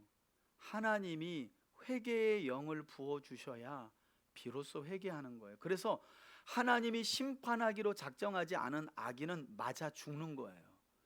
의인은 맞다가 깨닫고 돌이키는 거예요. 그게 은혜란 말이에요. 왜냐하면 하나님이 우리 안에 회개의 영을 주셨기 때문에. 여기 보면 그러잖아요. 내가 한 마음을 주고 그 속에 새 영을 주어 포로로 끌려온 사람들의 몸에서 돌같이 굳은 마음을 제거하고 살처럼 부드러운 마음을 준다는데, 살처럼 부드러운 마음을 갖는다는 게 뭐냐? 지금 이 시대로 말하면 예수를 믿어 내주하시는 성령님의 은혜 안에 산다는 게 뭐냐? 결국 20절을 보면 하나님의 율례를 따르며 규례를 지켜 행하는 거예요. 그래서 하나님을 나의 하나님으로 고백하며 사는 거, 그게 성령으로 인해 그 마음, 돌같이 단단한 마음이 깨어지고 가장 부드러운 마음을 가진 삶이라는 거예요. 그러니까 여러분, 하나님의 말씀을 듣지 않겠다라고 하는 건 돌처럼 굳은 마음 그대로 유지게 하겠다는 거예요. 다른 길이 없어요. 성경에는 다른 말을 하지 않아요. 하나님이 성령을 왜 주시느냐? 요한복음에 보면 14장과 16장에 성령은 진리의 영이라. 그래서 첫 번째 보혜사이신 예수님이 아버지께로 가실 때 두 번째 보혜사로 오시는 분이 성령인데, 그분은 하나님이신 예수님께서 하신 말씀을 생각나고 그걸 깨닫게 하고 그것을 가르쳐 주시며 가르치신 대로 살아가도록 돕는 분이 성령님이라는 거예요. 그래서 제자 훈련할 때 제가 종종 성령을 파워로만 하시는 분들은 자꾸 신비한 현상 쫓아가다가 인생 망가진다 이렇게 말씀드렸잖아요. 여러분, 그러니까 한국교회 안에서 성령은 죄송하지만 성령은 일자리를 이루셨어. 한국교회 안에서 성령님은 일자리를 이루셨어. 왜냐하면 맨날 성령 가지고 환상 보여달라 그러고 누구 고쳐달라 그러고 귀신 쫓아달라 그러고. 그러니까 성령의 본업은 진리를 못 깨달는 성도들에게 진리를 생각나게 하고 진리를 알게 하고 진리를 따라 살게 하는 게 본업인데, 한 사람도 그런 본업을 위해서 기도하는 사람이 없는 거야. 맨날 뭐 열어달라 그러고 보여달라 그러고 뭘 달라 그러고 고쳐달라 그러고. 물론 그것도 성령님이 하시는 일인데 한국교회는 너무 많이 치우쳐 있다는 거예요. 성령의 본업은 진리의 영이에요. 여기 에스겔서가 얘기하잖아요. 내가 성령을 비로소 너희 안에 줄 때 그 성령이 돌처럼 단단한 마음을 다 깨부수고 부드럽게 하여 비로소 하나님의 율례와 규례를 듣게 하여 하나님을 나의 하나님으로 믿고 살아가도록 한다는 거예요. 할렐루야. 그러니까 여러분, 저와 여러분들은 가장 지금 복된 자리에 있는 줄 믿으시길 바랍니다. 예, 그러니까 말씀의 자리에, 그러니까 여러분 이게 전도의 방법이에요. 누군가의 마음이 돌처럼 단단하잖아요. 그럼 어떻게 해서든지 구워 삶아가지고 말씀이 있는 자리로 데려오면 성령이 그 완고하고 돌처럼 단단한 마음을 부드럽게 하시는 거예요. 그리고 말씀이 비로소 들려질 때 이제 지각이 생겨요. 예, 제대로 사람이 만들어지는 거죠. 마지막 22절. 그때 그룹들이 날개를 드는데 바퀴도 그 곁에 있고 마지막으로 이스라엘 하나님의 영광을 그 위에 거두시죠. 덮였더니 여호와의 영광이 성읍 가운데서부터 올라가 와, 보세요. 성읍의 문지방 위에 서셨어요. 문지방을 떠나서 동문 쪽으로 나오셨어요. 이제는 하나님의 성전 맞은편에 있는 성읍 가운데, 성읍 동쪽 산에 머무르고 예, 주의 여기가 바로 감람산입니다. 감람산. 영이 나를 들어 하나님의 영의 환상 중에 데리고 갈대아에 있는 사로잡힌 자 중에 이르시더니 내가 본 환상이 나를 떠나 올라간지라 내가 사로잡힌 자에게 여호와께서 내게 보이신 모든 일을 말하니라. 아멘. 여러분, 이렇게 안타깝게도 포로로 끌려간 중에 선지자로 부름받은 에스겔은 하나님의 영광이 하나님의 성전으로부터 멀어지고 떠나가는 광경을 보면서 하나님의 말씀을 외쳤던 거죠. 그런데 문제는 현지에 있는 유다 백성들이 그걸 알지 못했다는 거예요. 그래서 결국 역사적으로는 주전 586년에 바벨론의 침공을 통해 성벽 무너지고 성전도 불타게 되었던 것입니다. 여러분, 여기까지만 보면 좀 암울하지만 놀라운 건 30장 이후로 가면 하나님이 새로운 것을 예비하셨어요. 또 뭐 어떤 내용이 나오냐면 하나님이 바벨론에서 돌아오십니다. 돌아오세요. 그러니까 여러분, 유다 백성들이 포로로 끌려간 현지에서 잘해가지고 돌아오는 게 아니라 하나님이 새 영을 주고 그들의 마음을 새롭게 해서 말씀을 알아듣게 하고 하나님이 뭘 기뻐하시는지를 이제 분별하게 한 다음에 하나님 스스로가 돌아오시는 거예요. 얼마나 참 여러분, 하나님이 참 고대십니다. 고대. 우리 인간 때문에 하나님이 참 고대요, 고대. 하나님의 집을 나와서 바벨론까지 가서, 왜냐하면 그래도 하나님의 소망은 유다에 남아있는 사람이 아니라 포로로 끌려간 사람들이 소망이거든요. 그걸 이사야는 이제 남은 자들이다 이렇게 얘기하고, 그들이 이제 나중에 수룹바벨과 예수아를 통해 첫 번째 기환, 그리고 에스라를 통해 두 번째 기환, 느헤미야를 통해 또 귀환, 이렇게 하는 거죠. 자, 오늘은 여기까지 하고 우리 들은 말씀 붙들고 함께 기도할 텐데요. 우리 첫 번째 기도 제목입니다. 한 10분 정도 우리 기도합시다. 첫째, 여호와 하나님은 이스라엘 산들에 세워진 산당과 가증한 우상의 제단들을 향해 그것들을 깨트리고 흩으시고 황폐하게 하며 멸할 것이라고 경고하셨습니다. 우리 시간 기도할 때 하나님, 우리 자신과 우리 가정 그리고 교회 안에 하나님께서 가증히 여기시는 것, 미워하실 만한 것들이 무엇인지, 그것들이 세워져 있다면 그것이 무엇인지 알게 하시고 깨닫게 하셔서 이 시간 하나님, 우리 손으로 그것들을 허물고 흩어버리고 무너뜨리는, 그래서 회개할 수 있도록 하나님 은혜 달라고, 그래서 하나님만 섬기는 우리 가정 그리고 우리 교회가 되게 해달라고, 우리 은혜 허락해 달라고, 우리 주여 한번 부르며 간절히 함께 한번 기도하겠습니다. 우리 주여 한번 부릅니다. 주여. 살아계신 아버지 하나님, 에스겔을 바벨론 포로 현지에서 선지자로 세우시고 환상을 통해 보여주시며 바벨론의 2차 심판 이후에도 여전히 이스라엘 사회에 만연했던 산당과 우상의 제단들을 향하여 심판을 경고하셨던 말씀을 우리 마음에 세운 하나님 책입니다. 주님, 우리 마음을 잘 점검할 수 있도록 도와주시고 우리의 삶의 구석구석을 오늘도 성령님의 조명과 말씀의 인도함 아래 하나님 바르게 살펴볼 수 있도록 도와주시옵소서.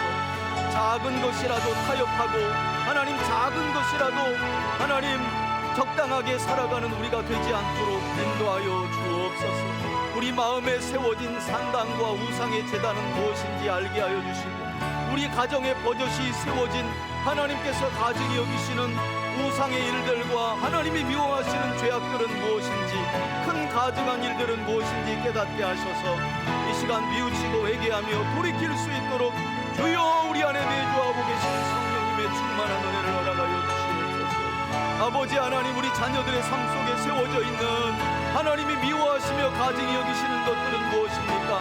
하나님, 그것들이 무너질 수 있도록 도와주옵소서. 먼저는 우리 삶에 하나님이 가증히 여기시는 것들이 완전하게 허물어지기를 원합니다. 주여 멸하여 주시고 허물어 주시고 깨뜨려 주시고 흩어 주시옵소서. 하나님의 심판이 임하기 전, 하나님의 진노가 우리 삶에 임하기 전 여호와 하나님께서 택하신 우리 삶에 미워하시고 가증히 여기실 만한 일들을 허물어버리는 우리가 되기를 원합니다. 주여 깨닫게 하여 주시고 이 시간 기도를 통하여 예수 그리스도의 권능을 의지하며 기도함으로 깨뜨리게 하시고 허물게 하시고 완전하게 무너뜨릴 수 있도록 인도하여 주시옵소서. 하나님, 우리 가정에 여호와께서 가증히 여기시는 것들을 허물어 주시고 우리 자녀들의 삶에, 우리 부부의 삶에, 우리 가정의 삶에, 우리 가문의 삶에, 우리 교회 공동체 안에 여호와께서 가증히 여기실 만한 일들을 주님 우리 스스로 회개하고 기도하며 깨뜨려 버릴 수 있도록 주여 인도하여 주옵소서. 하나님, 거짓의 행위든 허영이든 헛된 것을 쫓는 것이든 무엇이든 이 간에 하나님의 말씀을 벗어나 여호와께서 가증히 여기시는 죄악이 있다면 주여 이 시간 회개하고 뉘우치오니 하나님 알게 하시고 깨닫게 하셔서 돌이킬 수 있도록 은총을 베풀어 주시옵소서. 특별히 우리 사랑하는 성도들의 가정 안에 가증히 여기시는 모든 것들이 무너지게 하여 주시고 우리 교회 공동체 안에 여호와의 말씀을 떠나 가증히 여기시는 것들이 세워져 있다면 주여 허물어 주시옵소서. 주여 깨뜨려 주시옵소서. 오직 하나님과 하나님의 말씀만 쫓는 우리와 우리 가정과 우리 자녀들, 우리 교회 공동체가 되어지길 원합니다. 주여 우리를 불쌍히 여겨 주옵소서. 우리를 긍휼히 여겨 주옵소서. 하나님만 섬기는 우리 가정, 하나님의 말씀만 쫓는 우리와 우리 자녀와 우리 교회 공동체가 될 수 있도록 인도하여 주옵소서.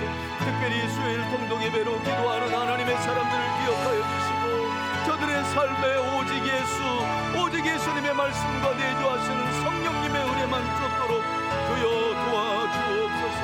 우리 삶의 지경에 세워진 모든 가증한 것들을 주여 허물어 주시옵소서. 예수 그리스도의 권능과 성령의 이름을 의지하여 하나님 깨트릴 수 있도록 도와주시길 원합니다. 허물어질 수 있도록 도와주옵소서. 우리 안에 하나님께서 가증히 여기실 만한 교만함도, 하나님 탐심과 탐욕도, 육신의 정욕도, 안목의 정욕도, 이 생에 대한 욕심과 탐욕과 자랑도 하나님이 가증히 여기시는 줄 믿습니다. 깨트려질 수 있도록 허물어질 수 있도록 인도하여 주시옵소서. 오 하나님 도와주시옵소서. 우리 성도들의 가정도 하나님과 하나님의 말씀만 쫓는 복된 가정, 거룩한 가정이 될 수 있도록 인도하여 주시길 원합니다. 주여 도우소서. 함께하여 주옵소서. 아멘. 두 번째 기도 제목입니다. 하나님은 이스라엘 백성들이 지은 죄악의 행위대로 심판할 것에 대해 말씀하시며 그들에게 끝이 왔다고 경고하셨습니다. 이 시간 우리 기도할 때 하나님, 우리의 행위를 따라 심판하시고 보응하시는 하나님을 기억하며 거룩한 주의 말씀을 쫓아 살아가는 우리와 우리 가정과 우리 교회 공동체가 되게 해달라고, 심은 대로 거두게 하시는 것이 하나님이 이 세상을 다스리시는 여러분 통치 행위입니다. 누구도 그것을 벗어날 수 없습니다. 다만 예수 그리스도를 믿는 사람들은 그 지은 죄악의 행위를 자백하고 회개할 때 하나님이 그리스도의 보혈로 용서해 주시고 정결케 해 주시는 것입니다. 우리 이 시간 기도할 때 하나님, 죄악과는 피 흘리기까지 싸워 이기는 우리가 되게 하옵소서. 심는 대로 거두게 하시는 하나님과 하나님의 말씀을 두려워하는 삶을 살아가는 우리 가정과 우리와 우리 교회 공동체가 되게 해달라고 우리 주여 한번 부르며 기도합니다. 주여, 살아계신 아버지 하나님, 너희가 행한 행위를 따라 심판할 것이라고 경고하셨던 아버지 하나님, 심은 대로 거두게 하시는 하나님, 행한 대로 열매 맺게 하시는 하나님과 하나님의 말씀을 두려워하며 살아가는 우리가 되기를 원합니다. 우리의 생각에 대하여 행위대로 판단하시고 우리가 한 말에 대하여 심판하시며 우리가 손과 발로 지은 또 행한 모든 행위대로 보응하시고 갚으시는 아버지 하나님을 기억하며 살아가는 우리가 되기를 원합니다. 하나님은 행위를 따라 보응하시며 행위를 따라 갚으시는 하나님이십니다. 그런 하나님과 하나님의 말씀을 두려워하는 믿음을 우리에게 더하여 주시고, 죄악은 깨닫게 하실 때마다 회개하고 뉘우치고 돌이켜 용서함 받고 새로워진 삶을 살아가는 우리가 되게 하여 주옵소서. 주여, 주께서 가증히 여기시는 생각, 주께서 가증히 여기시는 우리의 말들, 주께서 가증히 여기시는 우리의 손과 발의 행위들, 하나님 심은 대로 거두게 될 줄 믿습니다. 다만 하나님, 이 시간 우리가 행한 죄악을 회개하고 돌이키며 용서를 간구하오니, 그리스도 예수의 이름을 의지하며 나아가는 우리의 죄악을 용서하여 주시고 우리의 행위대로 갚지 말아 주시옵소서. 우리의 마음을 부드럽게 하옵소서. 하나님, 우리 가정을 긍휼히 여겨주시고 행위대로 갚으시는 하나님과 하나님의 말씀을 기억하며 살게 하옵소서. 우리 3대 교회 공동체가 행위대로 갚으시는 하나님과 하나님의 말씀을 기억하며 살아가는 교회 공동체가 되어지길 원합니다. 주여, 도와주옵소서. 우리의 생각 하나도 하나님을 기억하며 조심하게 하시고, 우리의 말 하나도 하나님과 하나님의 말씀을 두려워하며 절제하게 하시고, 우리의 행위도 행위대로 갚으시는 하나님을 기억하며 하나님의 말씀을 기억하며 하나님 절제하고 다스리며 통제하고 살아갈 수 있도록 인도하여 주옵소서. 우리 안에 내주하시는 성령님, 우리를 다스려 주옵소서. 우리를 인도하여 주시옵소서. 우리를 주관하여 주옵소서. 성령님, 하나님을 두려워하는 믿음, 하나님을 경외하는 믿음, 하나님의 말씀대로 행하시는 하나님을 신뢰하는 믿음을 우리에게 더하여 주시길 원합니다. 말씀은 심은 대로 거둔다고 하였사오니 하나님의 말씀대로 말씀을 신뢰하는 우리가 되게 하옵소서. 그런 우리 3대 가족들과 우리 교회 공동체와 우리 가정이 되어지길 원합니다. 주여, 도와주옵소서. 주여, 긍휼히 여겨주옵소서. 하나님 불쌍히 여겨주옵소서. 긍휼히 여겨주옵소서. 하나님, 아멘, 아멘. 세 번째 기도 제목입니다. 하나님은 바벨론 군대를 통해 유다를 심판하시기 전 예루살렘에서 일어나는 죄악을 보며 탄식하고 우는 자들의 이마에 인을 쳐 구원해 주셨습니다. 사도 요한은 이 말씀을 종말의 때에 일어날 일이라고 또 언급합니다. 이 시간 기도할 때 하나님, 이 시대와 우리 주변에서 일어나는 죄악들을 보며 우리와 우리 가정과 교회가 유혹받지 않게 하시고 하나님의 심판을 기억하며 믿음 안에서 탄식하며 우는 자의 삶을 살아가게 해달라고 우리 함께 한번 우리 가정과 교회 공동체를 또 세상 우리 이 나라와 이 민족을 위해서도 함께 한번 우리 주여 한번 부르며 기도합니다. 주여,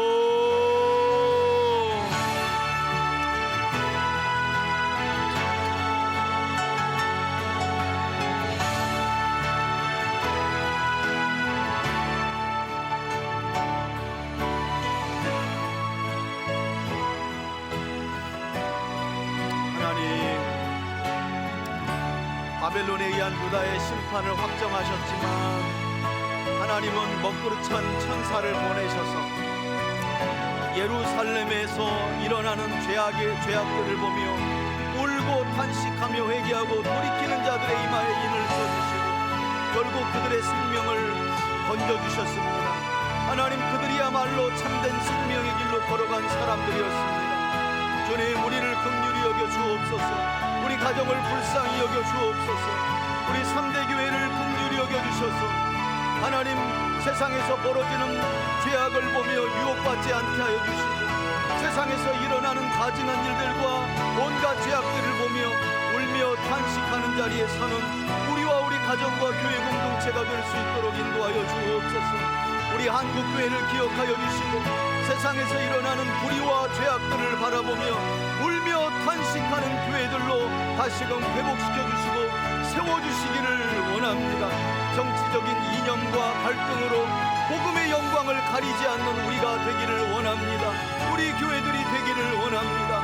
주여, 한국교회와 우리 3대 교회를 불쌍히 여겨주셔서 세상에서 일어나며 벌어지는 불의와 불공정과 죄악들을 바라보며 울며 탄식하는 저희들 되게 하여 주시고 먼저는 우리의 삶이 주의 말씀을 따라 공의와 정의를 행할 수 있도록 여호와 하나님 인도하여 주옵소서.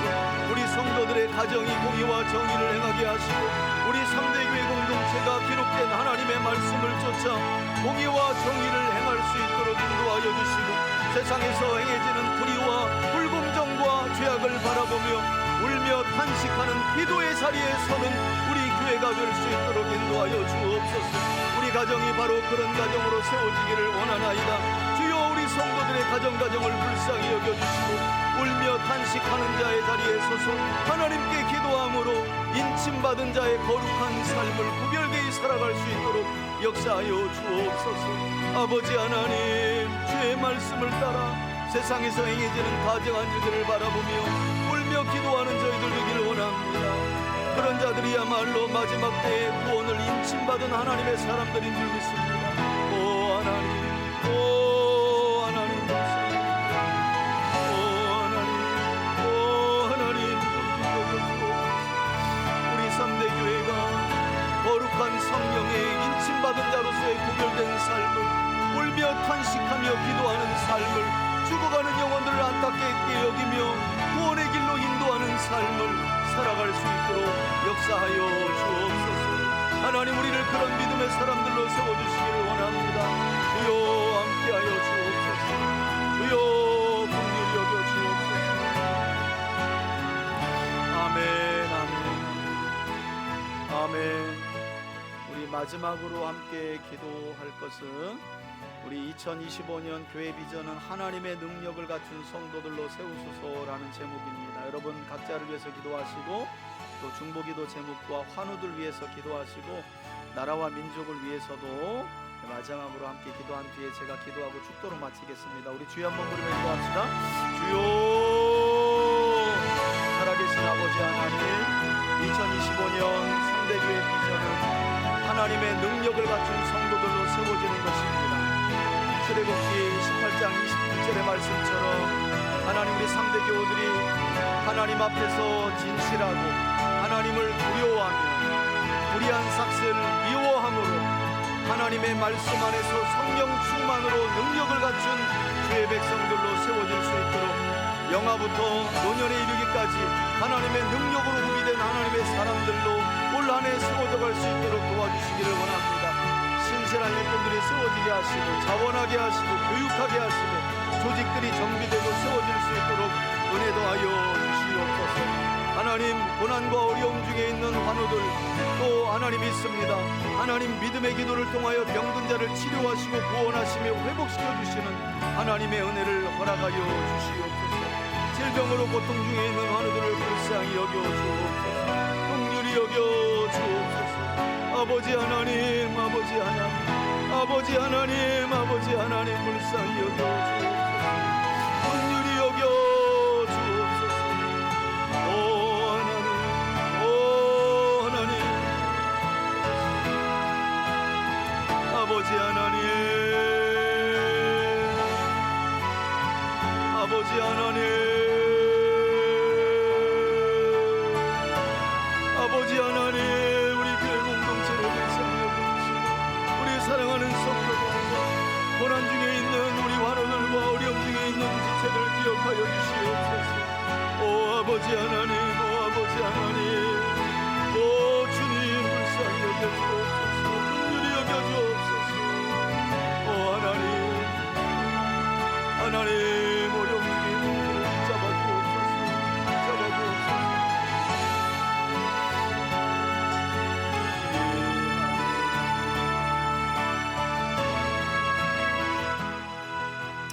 제가 기도하겠습니다. 살아계신 아버지 하나님 감사합니다. 에스겔서를 통해 마침내 깨닫지 못하는 백성들에게 진노를 보이심으로 하나님이 누구이신지를 알려주셨어야만 했던 하나님의 심정, 그것이 우리를 향한 하나님의 심정은 아닌지 말씀을 통해 우리 자신을 또 우리 가정을 우리 교회 공동체를 돌아봅니다. 그러나 또 한편으로 죄악 가운데 그 백성이 죽어가지 않도록 새 마음을 주시고 새 영을 부어 마침내 하나님의 말씀을 듣게 하시고 깨달아 하나님을 인정하고 고백하는 삶을 살도록 인도하시는 주님을 찬양합니다. 그 하나님이 우리의 하나님이신 줄 믿습니다. 우리 가정과 교회 공동체의 하나님이심을 믿습니다. 하나님 예수를 믿을 때 우리 안에 부어주시고 내주케 하신 성령의 충만함 가운데 우리 교회 공동체가 이 자리에 있는 하나님의 사람들이 살아갈 수 있도록 인도하여 주옵소서. 오늘도 말씀을 들을 때 우리 안에 육신의 굳은 마음을 제하여 주신 주님을 찬양합니다. 부드럽게 하신 말씀을 따라 주의 말씀을 듣게 하시고 보게 하시고 깨달아 순종하여 살아가는 우리가 되게 하여 주옵소서. 그리하여 회복을 약속하신 하나님의 은혜 안에 거할 수 있도록 인도하여 주옵소서. 축복하며 예수 그리스도의 이름으로 기도합니다. 아멘. 이제는 우리 주 예수 그리스도의 은혜와 하나님 아버지의 사랑과 성령의 교통하심이 오늘도 들은 말씀을 마음에 담고 순종하기를 결단하며 나아가는 우리 교우들 머리머리 위에, 저들의 삶과 가정과 교회 위에 이제로부터 영원토록 함께 계실지어다. 아멘.